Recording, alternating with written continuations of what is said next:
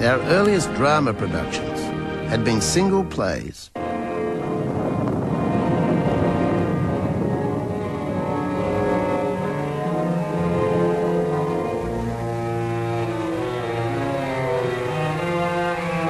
When shall we three meet again in thunder, lightning, or in rain? When the hurly-burly's done, when the battle's lost and won. That will be our set of sun. Where the place? Upon the heath. There to meet with Macbeth.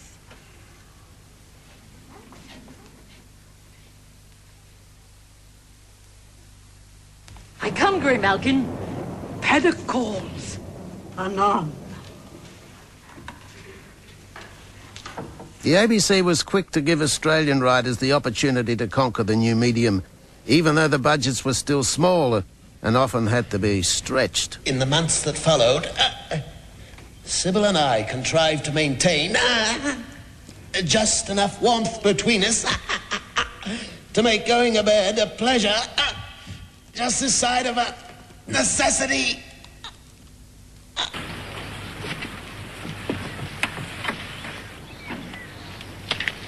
I've just been up to the diggings and I've seen the desolation. I want to hold back the river against flood and drought. I want to see fruit trees there instead of mine shafts and potholes. And I'll have to fight to do it. But I'm prepared to do that, just as I'm prepared to do anything that'll stop you from making a mistake in this marriage. I'm to marry Ben. I love him. You see him? Give him my regards. Single plays eventually gave way to our first serial, Bellbird. It rated fine in the cities, but its massive ratings, of course, was in the country. Whereas country people saw Bellbird as reflecting them and their lives, and the ratings in country areas for Bellbird were astronomical. Never ever been achieved, before or since. It was the first of the soap operas. If we look at now the great Australian tradition of soap, we sell soap all over the world. But Bellbird was the first. And I think that's something that the ABC can always be very, very proud of. Jim, we better move the cake, mate. I've got the iron on. Look, if we don't get the cake out of the sun, you'll be able to make the tea with the beer.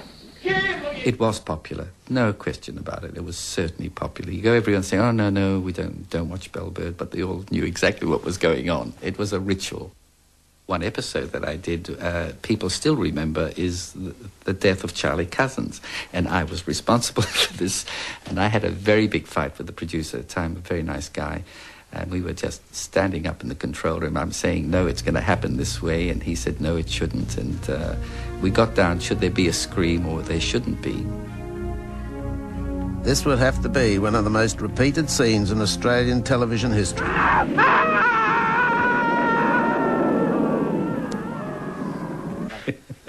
And, it was horrific. The switchboard lit up and everybody, what happened, He was a lovable character. But I killed him. Look, ladies and gentlemen, it's my job to make the toast tonight. I don't know about you lot, but I can't think of a better toast than here's to our town. A generation were brought up watching Bellbird with their tea on their lap just before the 7 o'clock news, the 20 minutes running up to the news, and they remember it very, very fondly. And to me, that was one of the strengths of the show, the run-up to the news. And it was a convenient time for families. It was it was a marvellously sort of directed family show. There was going to be nothing shocking in it, although we did tackle very controversial issues. I still think it's a bit much Father Kramer attacking our livelihood when he comes in here and drinks himself. Well, he was hardly launching an all-out war on publicans, lover. If he'd been in church, you would have heard it for yourself. But what he said was bad enough. I encourage you, Mariana. There are enough people around today saying it's all right to use drugs. I never thought I'd hear it from a priest. Well, maybe he smokes it himself. This led to an explosion of great drama on Melbourne ABC in the early 70s. Rush, Power Without Glory, even in black and white, they became our Forsyte sagas and compulsory viewing. No, but I can't be your guest. I'll seek lodgings on the diggings. As you wish. I'll see to it your dray is reloaded. Thank you. And I have your word on the other matter. Compensation for the Dwyer woman? And dismissal of the men responsible. Of course you have my word. I've already given it. Lucas got clean away. Couldn't find him. Afraid he had too great a start on me. Well, perhaps it's for the best. If we brought him to court, he'd only use it as a platform for his speeches and further agitation. So we're well rid of him. We all thought we were pioneering. I mean, we used to go up to where the whole tent city was, as it was, which was at Listerfield, and it was in a valley, and it was beautifully done. They built all these tents, and we had a little sort of stream running through the middle of it. It was lovely. It was a great team effort. And we really felt we were doing, at the time, some very good work. I mean, it was a sort of, it was a pioneer spirit in scripts. Beautifully written scripts, beautifully directed, and that everything was I enjoyed it thoroughly. Early on, when I was on my way to the goldfields in this horse and dray, and we were going up a bush track, and the weather, we were supposed to be caught in this terrible storm, and we got bogged down and things, and we actually had the Scoresby Fire Brigade came along with their truck, and they poured one lot. They actually emptied the truck onto us. And at the end of the day, the silk was definitely watered, and they had to cut my costume off me because it had shrunk. Ready?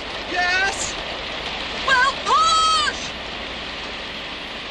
Rush was a quite successful drama and showed there was a real audience out there for Australian historical material. And Oscar Whitbread suggested to me that what we should be looking at was some good Australian novels that could be dramatised.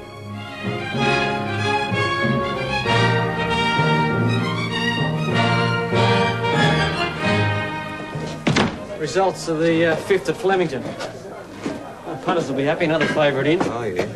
Oh, and the late scratchings for the 6th are there too. Right. I'll leave them, Mick. Nobody will know they've been scratched except us. The blokes will be betting on them. They won't even be running.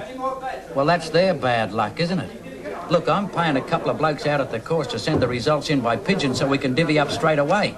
Now, that's a service to the punters that the other bookies don't provide, and they don't allow for late scratchings either.